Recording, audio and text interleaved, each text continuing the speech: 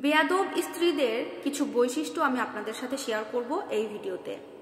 বেয়াদব বা অভদ্র যেটাই বলেন না কেন, এই টাইপের মেয়েদের সাথে সংসার করা অনেক কষ্টের হয়ে থাকে এবং ভাইয়েদের মাথায় সবসময় একটা মানসিক প্রেশার থেকে যায়।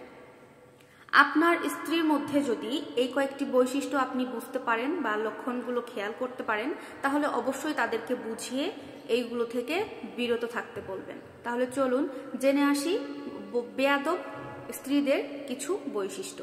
নাম্বার 1, যে স্ত্রী তার স্বামীর হুকুম মেনে চলে না, নিঃসন্দেহে সে একজন অভদ্র এবং বেয়াদব স্ত্রী হিসেবে গণ্য হবে। কারণ তুমি স্ত্রী হিসেবে স্বামীর কথা শুনে চলবা, স্বামী যেটা চাইবে তোমাকে সেটা করতে হবে, এটাই ধর্ম, এটাই কর্ম। তা না হলে তুমি কিসের স্ত্রী, কিসের ভালোবাসা পাবে তুমি তোমার স্বামীর কাছ থেকে? আর এই আপনার স্ত্রী যদি এই প্রথম পয়েন্ট মানে আপনার হুকুম যদি না মানে আপনার কথা যদি না শুনে চলে, তাহলে বুঝতে হবে ভাই আপনার স্ত্রী একটু বেয়াদব বা একটু অভদ্র, তাকে অবশ্যই পথে আনার চেষ্টা করুন। নাম্বার 2, যে স্ত্রী স্বামীর মুখে মুখে তর্ক করে। এটা তো খুবই বাজে একটা স্বভাব। যে নারী তার স্বামীর মুখে মুখে তর্ক করে, সে মেয়ে কিভাবে ভালো হবে, কিভাবে ভদ্র স্বভাবের হবে?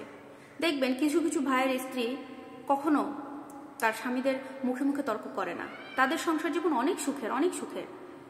আর আপনার স্ত্রী আপনার মুখে মুখে কথা বলে বা আপনার কথা মুখে এক টান দিয়ে মেরে নেয়, আপনাকে কোনো কথাই শেষ করতে দেয় না। এই ধরনের মেয়েদের সাথে সংসার করে আপনি সুখে নাই ভাই। নিজেকে একবার প্রশ্ন করেন, আপনার স্ত্রীর মধ্যে যদি এটা থাকে ভাই, এক্ষুনি চেষ্টা করুন এটাকে চেঞ্জ করার, তাকে বুঝান, আপনার স্ত্রীকে বুঝান। নাম্বার 3, যে স্ত্রী স্বামীকে পরোয়া না করে নিজের ইচ্ছা মতো নিজের স্বাধীনতায় জীবন চালিত করতে চায়। কোনো মেয়ে বিয়ের পরেও মনে করে কি যে সে অবিবাহিত, মানে সেই টাইপের লাইফ লিড করতে চায়। একটা স্বামীর সংসারে আসার পরে যে তার কিছু বাইন্ডিংস তৈরি হয়ে যায়, এটা তারা বুঝতে চায় না। হ্যাঁ, বাইন্ডিংস মানে এটা না যে তাকে মানে ধরে বেঁধে রাখা হচ্ছে, তা না। বাট বিয়ের পরে প্রত্যেকটা মেয়ের মধ্যে কিন্তু একটু চেঞ্জ আসে, সেটা তাকে বুঝতে হবে। বিয়ের আগে তুমি উড়াধুরা বাবাকে বলে যেখানে সেখানে চলে যেতে, ফ্রেন্ডের সাথে পার্টি করতা।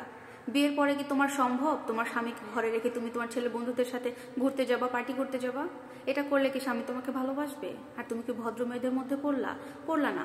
তাই বলবো যে আপনার স্ত্রী যদি এরকম করে থাকে, নিজের ইচ্ছা মতো জীবন চালিত করতে চায়, তাকে বুঝাবেন। অবশ্যই এই বৈশিষ্ট্য তাকে ত্যাগ করতে হবে। নাম্বার 4, অভদ্র স্ত্রী স্বামীর ভালোবাসা থেকে দূরে চলে যায়, স্বামীর মনের বাইরে চলে যায়। আর যাবে নাই বা কেন? যে স্ত্রী তার স্বামীকে মানে স্বামীর কোনো কথা শুনবে না, যে স্ত্রী স্বামীর মুখে মুখে তর্ক করবে, যে স্ত্রী তার স্বামীকে বাদ দিয়ে নিজের ইচ্ছা মতো জীবনযাপন করতে চাইবে, নিজের ইচ্ছা মতো চলাফেরা করতে চাইবে, সেই স্ত্রীকে কোন স্বামী ভালোবাসবে? কথা কি ভুল বললাম বলেন?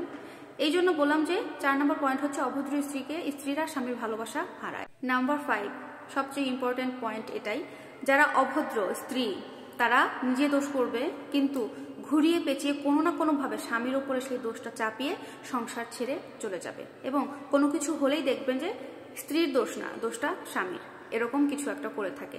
তো যাই হোক, অনেকগুলো পয়েন্ট বললাম। এই বৈশিষ্ট্যগুলো আপনার স্ত্রীর বা কোনো মেয়ে যদি বুঝতে পারেন যে তার মধ্যে আছে, প্লিজ আমি রিকোয়েস্ট করবো এই অভ্যাসগুলো ত্যাগ করুন। এই অভ্যাসগুলো ত্যাগ করলে আপনি আপনার সংসার জীবনে অনেক সুখে থাকবেন। আশা করবো যে আমার কথাগুলো আপনাদের গুরুত্বপূর্ণ মনে হবে এবং সংসার জীবনে মানে কাজে আসবে। আর যদি কারো খারাপ লেগে থাকে, মাপ চাচ্ছি, আমাকে ভুল বুঝবেন না, কারণ আমি বাস্তবতার সাথে মিল রেখে কথাগুলো বলেছি। ভিডিওটি ভালো লাগলে লাইক, কমেন্ট, শেয়ার করবেন। আল্লাহ।